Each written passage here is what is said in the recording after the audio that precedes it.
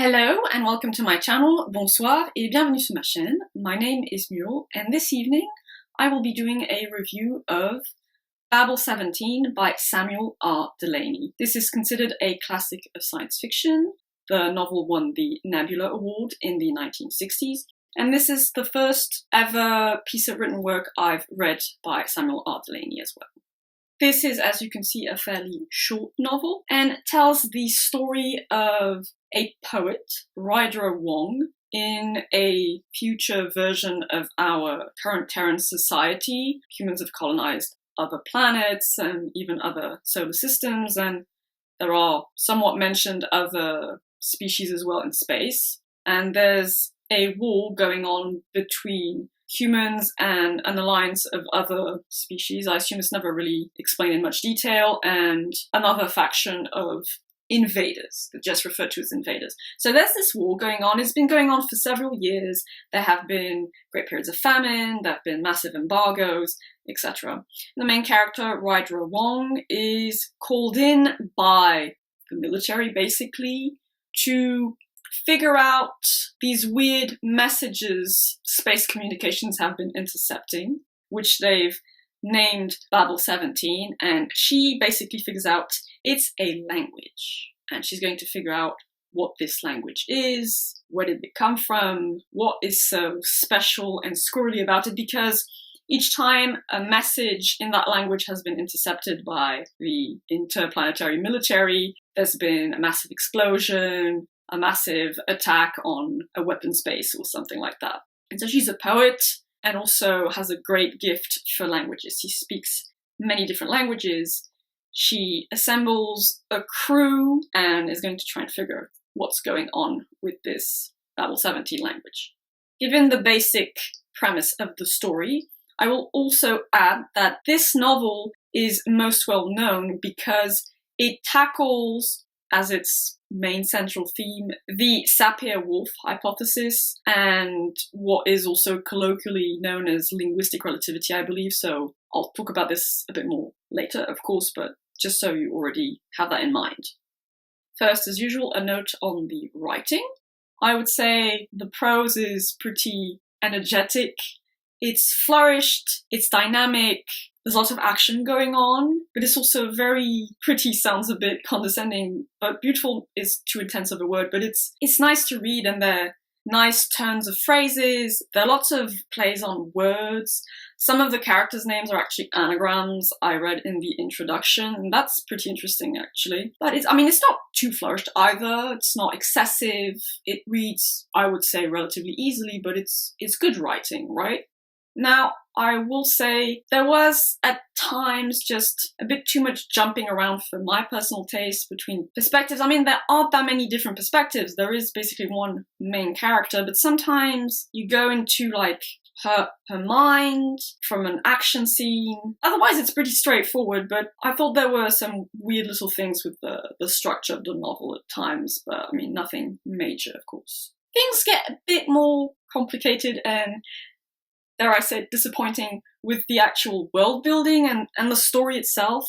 So, story-wise, I guess it's kind of a quest story, because it is the quest of the main female character, Ryder Wong, to figure out what Babel-17 is all about, who created it, etc. I guess it's a story of wartime in a very, very loose sense, because there is war going on, and war is the main motivator for a lot of these characters. The crew of the spaceship have known strife and violence because the whole of human society and their allies supposedly have been just fighting this war with the invaders for years and years, and peripherally these massive famines and embargoes are mentioned.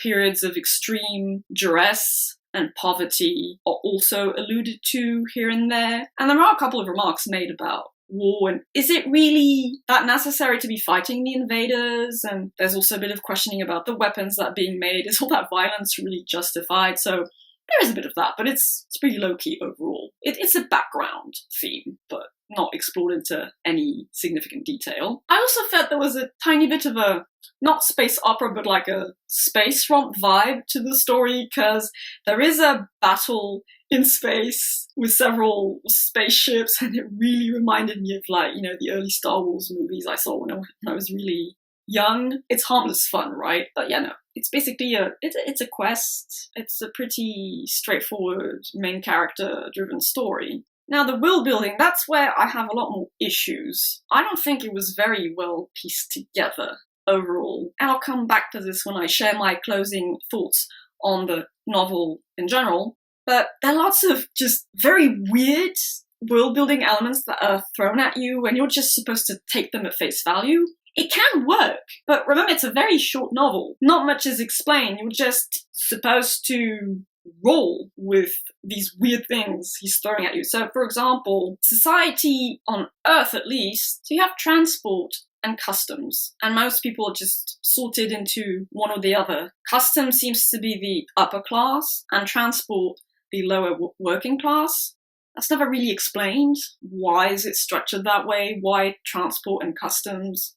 You're just supposed to go with it. And so the people who are part of the transport class, a lot of them, I would say most of them actually, have these bizarre, extravagant body modifications. And I mean extreme body modifications, because one of the people on Ryder Wong's crew is said to basically look like a tiger. But they're all human beings. They are actually human beings, but their bodies have been re-engineered in such a way that they actually look like fantastical beasts. Their skin has been recolored. They have these weird things coming out of them. One guy has a rose growing out of his shoulder. Another man at some point actually goes into one of these cosmetic surgeries centers to get a little dragon in a cage in his shoulder that can just pop out whenever he wants. It's very weird. I was like, why? I mean, you could say, why not? Sure. But that's just, it's so fanciful and so extreme a thing to just throw at you. I would like a bit more context, I guess. It kind of reminded me of the first time I actually saw, please bear with me, that first Hunger Games movie, which I saw before I read the books a few years ago now. I was like, all the people from the capital looked so weird and ridiculously extravagant with all the frills and the crazy colors and also the body mods. It reminded me of that, and I was like, why?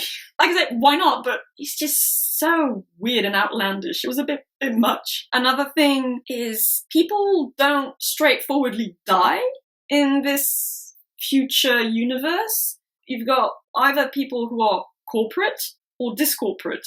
Basically, when you die, if you don't violently die, in the middle of nowhere and there's no one to attend to you, your soul is basically downloaded into a bank, a database at a weird kind of mausoleum, and you can sort of be re-injected into your body or become discorporate and still participate in society, because they use these disembodied souls literally as parts of their ship navigation crews, because they can pass space static and help with the navigation of the spaceships. It's original, sure, but it is weird. So I mean, I was like, all right, sure. Like I said, why not? Ultimately, but it's a short novel. It's not really explained. It's just there. And it is pretty, again, outlandish. So I'm like, all right, why not? Let's just roll with it. One thing I will say I did like, and it was pretty subtle. It wasn't like in your face, but polyamorous triads are a thing in this universe, especially among the transport class. So yeah, 3 people will get together and live together. In fact, the main character, Ryder Wong, explains that she was part of a triad with 2 other men until one of the men died and the other one went into, well, yeah, he kind of killed himself, but his soul was put on hold in one of these weird mausoleums. So she was part of a triad, and there's another character, one of the navigators on her crew, who is part of a triad. And it's just accepted, at least among the transport class, as a perfectly acceptable type of relationship structure. I thought that was kind of nice, actually. That I enjoyed. And that was pretty subtle. It wasn't in your face like the cosmetic surgeries of the discorporate characters. So yeah, it's a bit of a hit and miss with the world building, in my opinion. It's just kind of all over the place. Character-wise, like I said, this story really basically revolves around one main character, Ryder Wong. She's a 26-year-old, I believe, female, autistic. I thought that was actually quite interesting because autism in women is very much underdiagnosed, I believe, where it's not recognized as being at all as common as in men. So for the author to have an actually autistic woman as a main character in the 1960s, I thought that was really cool and interesting. She's very confident, very assertive, also has a lot of compassion. So she grew up during a massive famine, and I think they explain that her parents died and she was orphaned very young. So she's known extreme duress and very traumatic events. So I think that's given her an appreciation for the suffering of others, because she is technically part of the customs class. She's a respected poet, a lauded poet across Earth and across all the planets of the Alliance. Her books are read everywhere, but she goes among the transport class and has no problem whatsoever befriending them, working with them, understanding their codes of conduct. And of course, like I said, she has an incredible gift for languages. And it turns out what seems to be telepathy, but is it? I won't say more on that front. So she's the perfect candidate to figure out this Babel-17 thing. Arc-wise, I mean, see, this is the other thing. It's a short novel, like I said. Ultimately, I don't think there's much character growth as such. I think at times she might be perhaps a bit too confident, bordering on arrogance, though, I mean, it's all right. But I guess she does learn a teensy bit of humility dealing with Babel-17, and I guess she comes to terms with who she truly is and figures out what kind of life she wants to lead ultimately and the kinds of people she wants to surround herself with. That's all I can really say about her. And apart from that, so you have a cast of characters, sure. They're not that well defined. You have her crew, her spaceship crew, like I said, which includes very colourful characters, some of whom, like I said, have these weird cosmetic surgeries. One of the people on the spaceship looks like a tiger. He's basically not a navigator, but he's like the captain of the ship. You've got the 3 navigators. You've got a whole crew of children who are like the ship's mechanics. So that was another weird world-building element. So that's given to children, uniformly. And then you've got 3 discorporate characters who analyze the space static with their disembodied ears, eyes, and noses.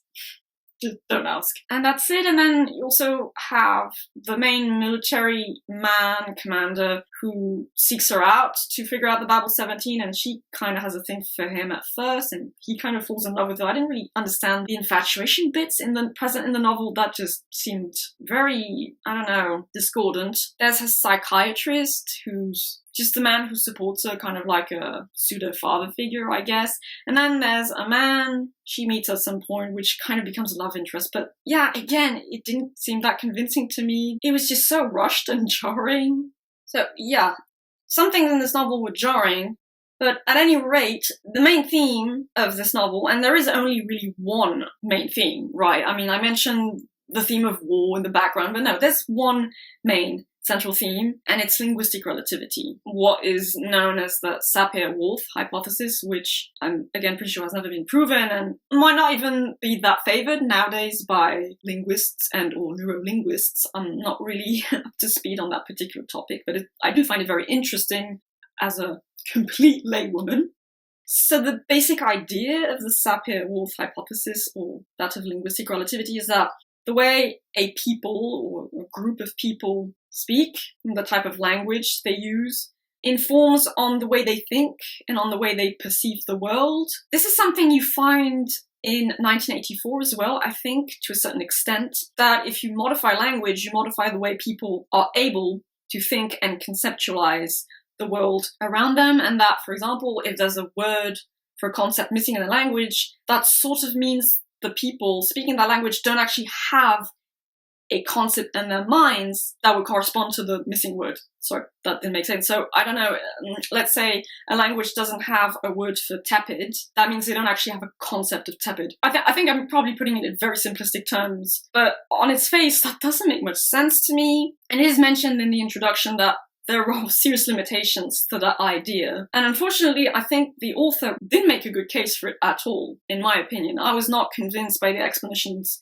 given in this novel. I'm obviously not going to go into any details about what Babel-17 actually is, because I don't want to spoil the novel, but the explanations given just didn't make that much sense to me. I think there were many contradictions. Some things were said about, like, non-human animals, and I'm like, oh, no, you did not just say that. keep in mind, this was written in the 1960s, so obviously the science of ethology and animal cognition has come a long, long way since then, so there are things said in there that are just not applicable today. But still, it is a wee bit disappointing, I suppose. But coming back to that example of tepid, the person who did the introduction to this edition of the novel, he had a really good point. So in French, there is no word for warm. Now, warm is, I guess, between tepid and hot. In French, we just have tepid, tiède, and chaud, hot. We don't have a word for warm. But I can guarantee you that people who speak French have a concept of varying temperatures for things. So yeah, there are definitely limitations to this idea of linguistic relativity. I'm not convinced that just because you don't have a word for something doesn't mean your mind is incapable of thinking that thing or feeling that emotion. In fact, isn't it often the case that you feel something and you don't have the words to express what you're feeling, but you're still feeling those things, so those things are real and your mind knows those things are real, yet you don't have a word to put to those feelings. That kind of automatically disproves that theory to me. But it's still interesting to think about, and like I said, I'm putting it in very simplistic terms, so I'm sure I'm missing the finer intricacies of that hypothesis, right? I'm really not an expert in that field by any means. That being said, I will acknowledge that there most definitely is a relationship of, dynamic cause and effect between culture, environment, and language. For example, there's this beautiful passage in The Left Hand of Darkness that explains that on Gethin, people have 20 different words for snow and sleet because they're just so hyper-focused on the weather patterns of their planet that they have this incredibly rich vocabulary to describe it. So obviously there's a relationship there, right? And for example, I'm sure a warmongering people will have a lot more words related to, war, weapons, violence than a culture that is a lot more peaceful. In fact, I believe the Mosuo, which is a matrifocal ethnic group in China, they don't have a word for war, I believe, or, really violent conflict. So yeah, that makes sense. I mean, I'm not saying there's nothing to the idea of linguistic relativity. I'm just saying that taking it as an absolute determinator, I'm not sure that's an actual word. I think that's probably slightly misguided as well. So it's, like with most things, it's not black and white. So it remains an interesting idea, but I think in the novel, unfortunately, it was too absolute in a way. But this, it didn't convince me. It didn't make much sense. And I got really, really annoyed by the end of the novel. And I was like, oh no, this is not going to work for me, is it? No. And add that to the clunky world building and just these bits of ideas that are floating around in the novel, but the author really wanted to concentrate on this main thesis. It just makes for a very discordant, jarring book. I mean, I'm really annoyed that I didn't enjoy it more. I don't think it's bad. I didn't hate it. It was just meh. Didn't work for me. There are good ideas. I just think the execution wasn't up to scratch. Let's put it that way. One good thing, though, is that there were enough good things in this novel to make me want to try something else by Samuel R. Delany. So that's always a positive. I mean, there are two kinds of, let's say, negative reactions I can have with a novel. I hate it and I never want to touch anything else written by that author, or didn't really work for me, but there were enough good elements that it makes me want to try something else by the author and give them a second chance. And in this case, it's the latter scenario. So that's a positive note to end on, and that kind of wraps up the thoughts I had about this novel. And now I'll read a couple of quotes I took from it as well, because they were interesting quotes, even if I didn't really agree with the central premise of the story. They are not what other people have said before, put in an original way. And they're not just violent contradictions of what other people have said, which amounts to the same thing. In Plato's time, things were names for ideas. What better description of the Platonic ideal? But were words names for things, or was that just a bit of semantic confusion? Don't you see? Sometimes you want to say things and you're missing an idea to make them with, and missing a word to make the idea with. In the beginning was the word. That's how somebody tried to explain it once. Until something is named, it doesn't exist. And it's something the brain needs to have exist, otherwise you wouldn't have to beat your chest or strike your fist on your palm. And this is what I don't entirely agree with. I don't think something doesn't exist until you name it. Worlds, the ghost reiterated. Sometimes worlds exist under your eyes and you never see. This room might be filled with phantoms, you never know. And that concludes my review of Babel-17 by Samuel R. Delany. I hope you found it interesting and or enjoyable. Next time I will be doing a negative review of More Than Human by Theodore Sturgeon. I have a few things to say about it, unfortunately. That was also a massive fail for me, unfortunately.